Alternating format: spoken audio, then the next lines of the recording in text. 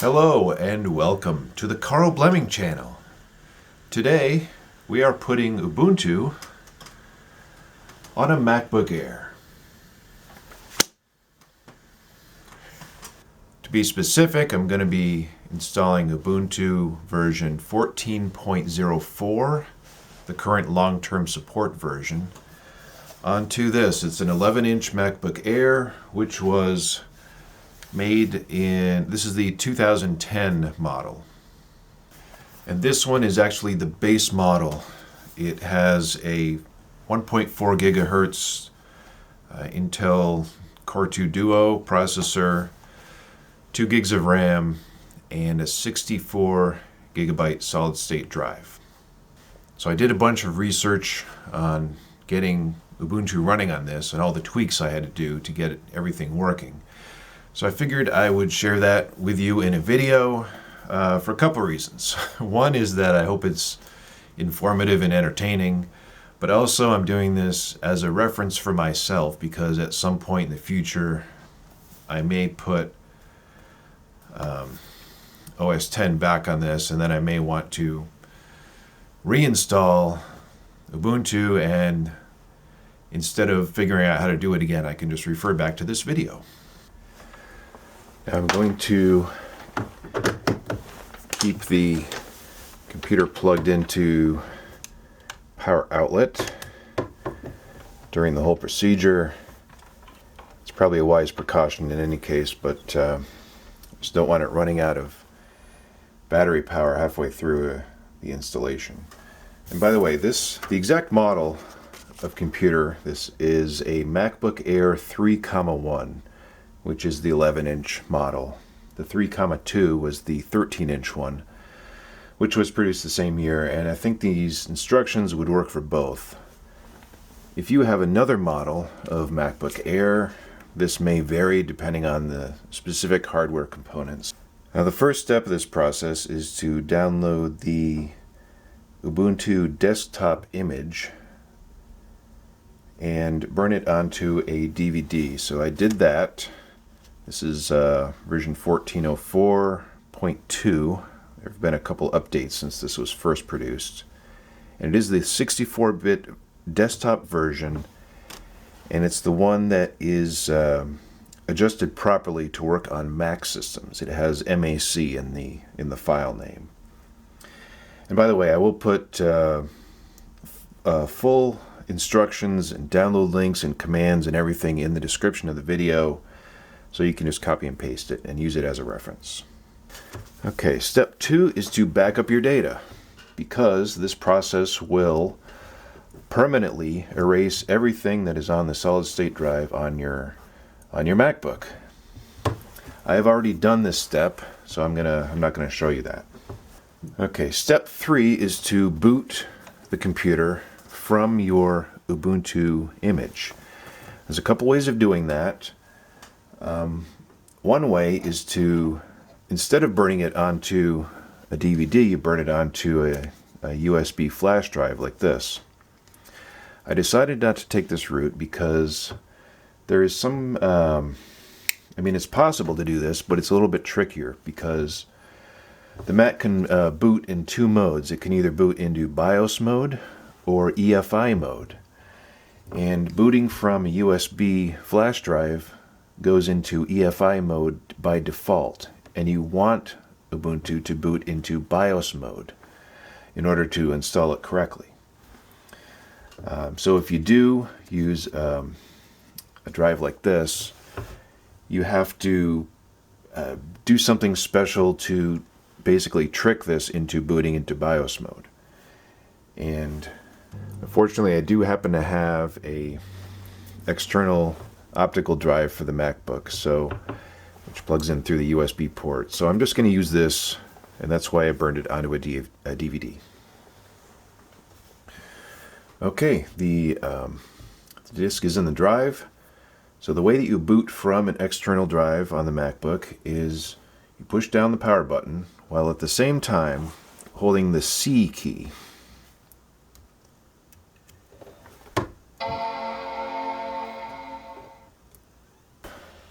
Let's see, we select language English.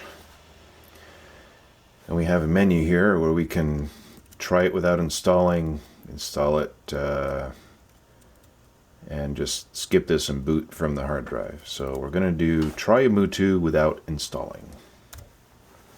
Okay, that took a few minutes. Of course, the booting from an external device is always like 10 times slower than booting, or 20 times slower than booting from your internal drive. So, all right, next step. We need to erase the internal solid-state drive. So we use a program called gParted, which I find just by searching for the name. You could search for Partition Editor. It's another way of finding it. That's what it's called, gParted Partition Editor. So up here we select the device. It's only one device, which is SDA, the internal drive. Under the device menu up here, I'm going to select Create Partition Table. And there's a big warning. This will erase all data on the entire disk. So be sure you have done your backups prior to doing this. It will ask you what partition type, and we're choosing MS-DOS. Click Apply. And now the entire drive is unallocated space. Okay, that's what we want. So now we exit gParted. And we go to Install Ubuntu, which is this icon here. So now we just run through the install, select language, I'll choose English. Now at this point it will ask you if you want to connect with a Wi-Fi network. Now typically when I install Ubuntu, I connect the computer through the Ethernet port, through a wired connection, so that it can download all of the drivers and upgrades and additional software during the install process, so I don't have to do it later. But I found during my testing that if I do connect to the Wi-Fi, the installer crashed, and it did that twice in a row. But then I did it a third time, and I installed without using Wi-Fi, and it worked. So what I'm going to do now is install it without a Wi-Fi connection, and then I will enable Wi-Fi afterwards and then download the updates. So I'm going to choose I don't want to connect to a Wi-Fi network. Here you choose the installation type. First one is erase disk and install Ubuntu, which I am going to do. During the installation it asks you a couple questions. It asks me what time zone I'm in, and I chose New York because that's the closest big city. And here it's asking for a keyboard layout. Here is English, US English. And over here there's some variations. And what I'm going to do is choose the Macintosh keyboard layout. It asks you for a name and a password. I'm going to do that. Okay, and that takes a few minutes, and then when it's done, you get this message saying installation complete. Restart to finish the installation. So after clicking on restart, it gets to this screen where it spits the disk out of the drive. It says, please remove the installation media, and then press enter.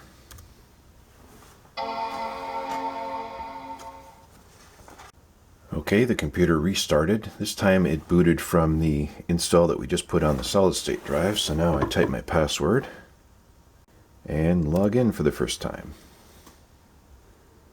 And I don't know if you can see that on the camera, but there is sort of a graphical glitch going on.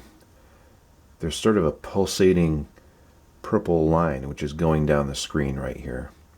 And that's because the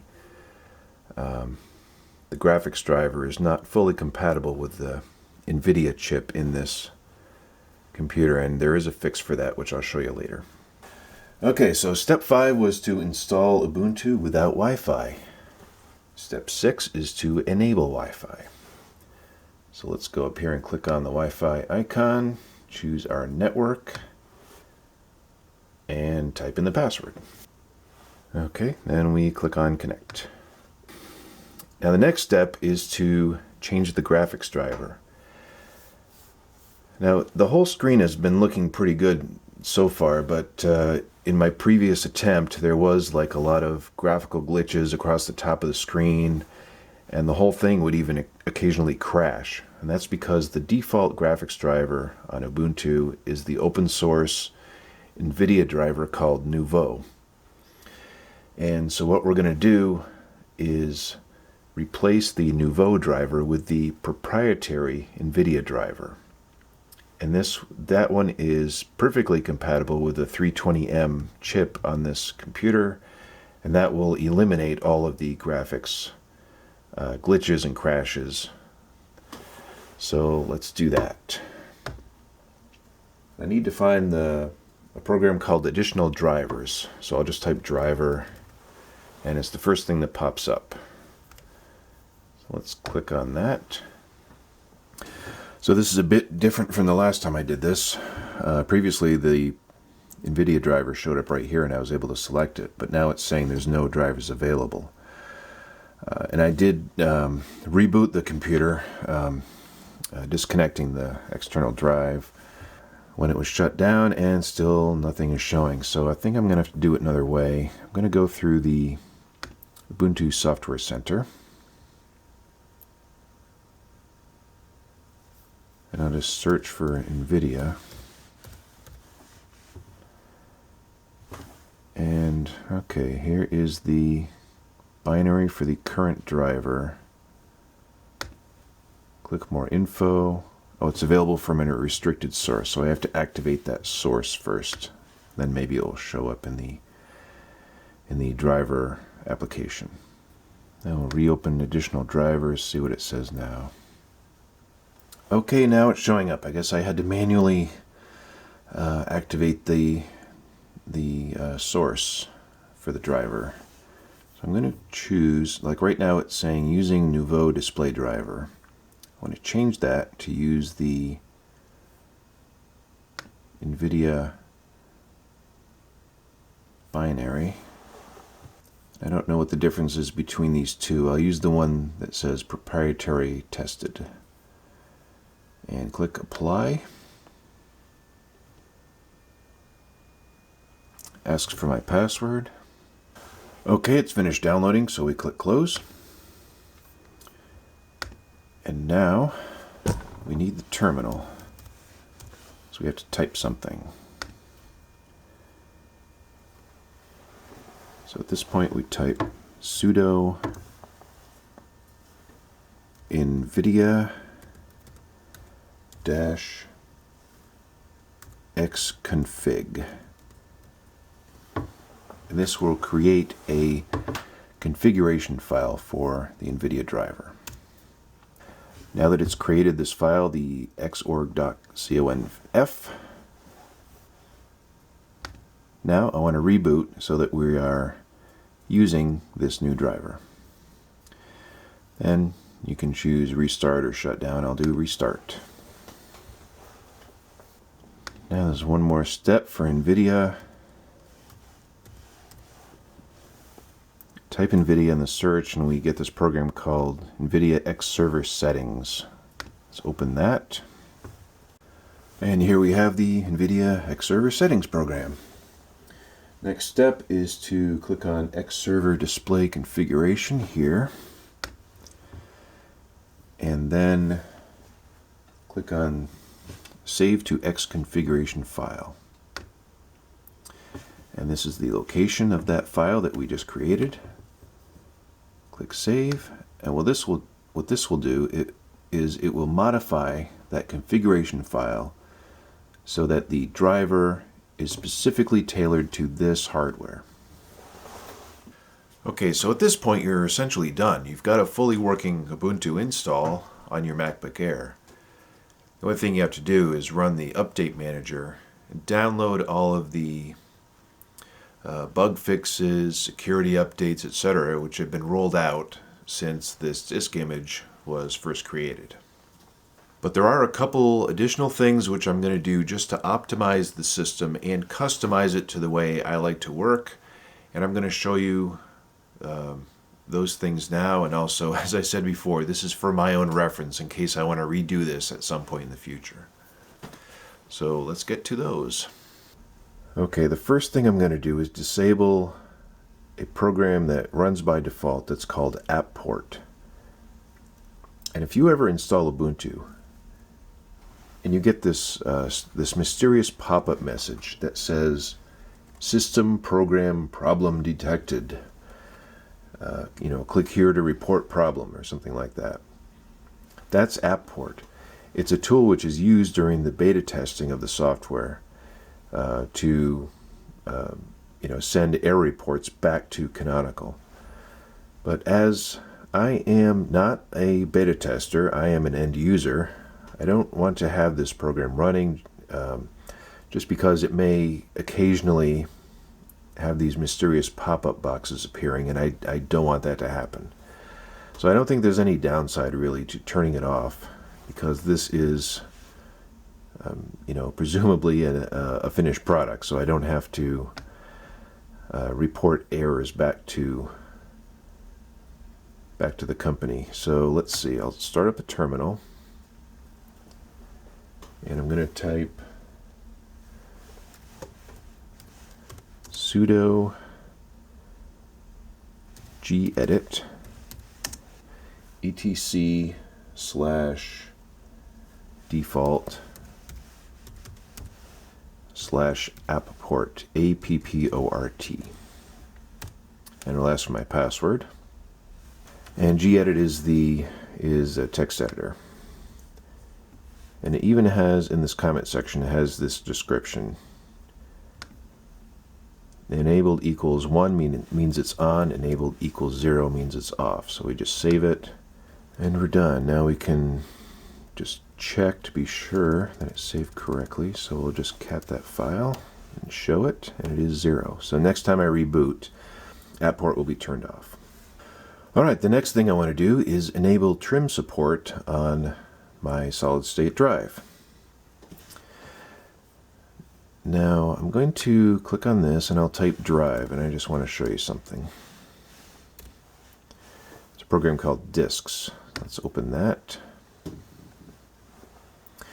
And right here it shows you the model of your hard drive, your solid state drive. This is an Apple SSD TS064. 64 is the capacity, it's a 64 gigabyte, and TS means that it is a Toshiba. It was manufactured by Toshiba. In Ubuntu 14.04, trim, which is a wear leveling technology for solid state drives, scheduled trim is enabled by default only for certain brands of solid state drives, such as Intel and Samsung. Toshiba drives are not on that list. So if you have an Intel drive, you can skip this. But for me, what I'm going to do is edit one more file so that the system will ignore the brand of my solid state drive when it decides whether to do a scheduled trim. To do this, I type sudo gedit again, and this is etc/cronweekly /fstrim. It says right here, this only runs on Intel and Samsung SSDs by default. You can append the no model check option here to disable the vendor check and run fstrim on all SSD drives. So that's what I'm going to do. At this command here, I'll add space -- no model -check, which is just like it says here. I'll just put it down here and save that. So what this does is once per week it will run a trim command on the hard drive, which may slow it down a little bit for about 5 minutes, but it will optimize the drive once per week automatically. Now there are a couple ways of doing a trim operation. This is one way. The other way is to force it to do a trim operation after every time you delete something. But that can slow down your drive. What this will do is it will make it fast except for a couple minutes a week. And I think that's a better compromise. Let's close out of that. Next is the brightness keys. Now I'm going to show you something. We have the brightness keys right here. Where are they? Right here. Now I'm putting the brightness down, as you can see in this indicator. It's all the way down. Now I'm putting it all the way up. You might notice something. The indicator is going up and down, but the screen is not actually changing brightness. So that's not working. The way we fix that is we type sudo gedit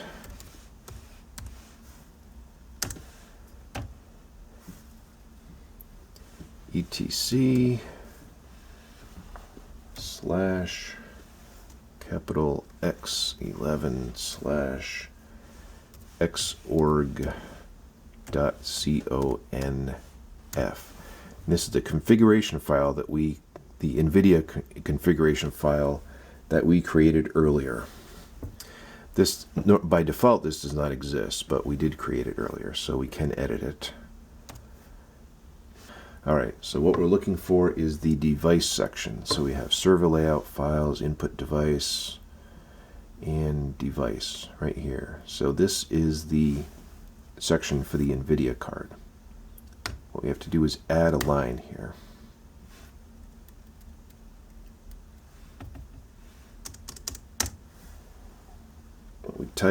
We have to type an option line. So we type option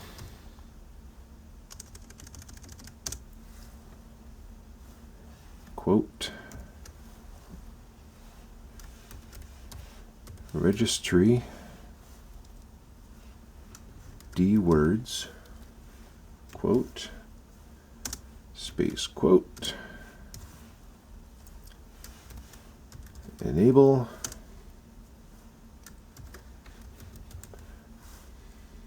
brightness. Oh, I put a space in there and that should not be there. Okay, now that I have it spelled right and rebooted, let's try out the brightness.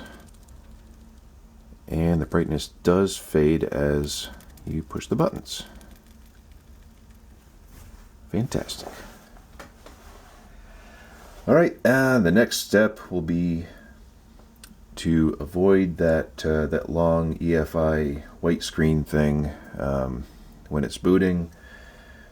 To do that, you have to do something that in Mac language is called blessing a drive. And it's, you know, it's more than doing that. You have to actually boot from a Mac drive, and then you have to tell the Mac that the drive with Ubuntu on it is okay to boot from. One thing you could do is if you have a Mac OS install disk, you could boot from the optical drive. In my case, I happen to have a clone of my previous install of Snow Leopard on a USB hard drive, so I'm going to boot from this.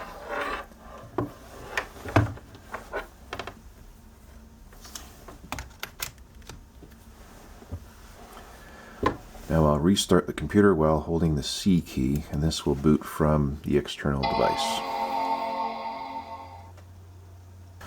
Okay, now that we're in the Mac OS, need to open the terminal. So we go under the Go menu, go under Utilities, and find Terminal. Double click on that. Now there's one thing I need first. I need to find out what this Mac is calling the internal drive. So I go under About This Mac, click on More Info, and then under Hardware, click on Serial-ATA. Then Apple SSD, Now if we look down here, it shows 3 partitions. Disk 0S1, S2, and S3. And the S2 is the bootable, is our Ubuntu installation. You can tell because it's the 58.8 gigabyte one. This one is the swap, and this is just like a small EFI boot partition. So we want disk 0S2. That's the name of the drive that we want to bless, so that the system will boot from that one. So let's now go back to the terminal here and type the command bless. And again, this will be in the description. Device /dev/ disk 0S2, which is what we just learned. Set boot. Making sure the capitalization is correct. Legacy.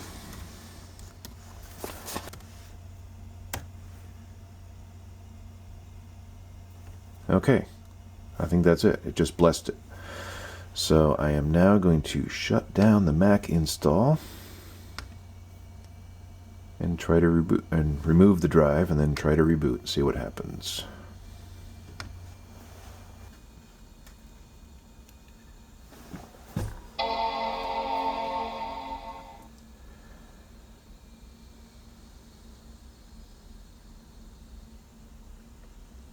Well, we did have a white screen, but only for a couple seconds, so I guess that's better. Okay, so those are like the big things, but there's a couple minor things that I like to do personally. These are more like my personal preference instead of things that make the system work better. One is I'm going to go under settings. A couple settings I change. System settings is the name of the program. So I'm going to go under brightness and lock. So right now, after 5 minutes, the screen will dim to save power. And when it does, it will lock the screen with a password. I personally find that kind of annoying. So I am going to, I'll change the interval to, it'll dim after 10 minutes. And I'll turn lock off because I don't want to, I figure out, I type the password to start it up. I figure that's enough security. I don't need to have a password lock every time. If the screen dims, but it will still require the password when it wakes up from suspension, when it's suspended. The only other thing is I'll go back to settings and go back to mouse. And I find that this trackpad is kind of finicky with tapping to click. If you just tap, it will take that as a click. And when I'm scrolling, doing like a 2-finger scroll, sometimes it misinterprets my scrolling as clicking, and I find that in web browsers, in Firefox, and I find that kind of annoying. So I like to turn off tap to click. This has a click built into the trackpad anyway, so I find that's kind of redundant, and I prefer to have that off. So that is it. My computer is fully configured the way I like it. The only thing I have to do now, like I said before, I'll search for update, open the software updater, and this will download all of the system updates, bug fixes, security enhancements, etc. And my computer will be completely up to date. Okay, well that's it. Again, if you have a different model of MacBook Air, these steps may differ, but if you have the exact same model that I do, you can follow the exact same steps and get the same result. Someone is probably going to ask me if suspend works on it, so let's close the lid and see what happens.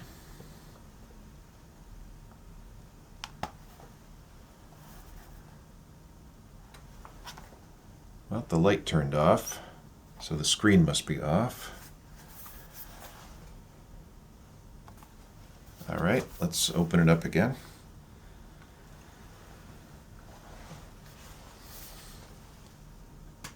And it comes back on, and there's the password prompt. So suspend does work. Thank you very much for watching. If you like this video, click the like button, share it with your friends, post it on boards, and do all that awesome stuff to spread the word. I don't know, I don't really have a message for the world for this. Like I said, I'm mostly doing this just for my own reference in case I need to look up how to do this again sometime in the future. But if you enjoyed it, I do appreciate it. And thank you so much for watching. Bye.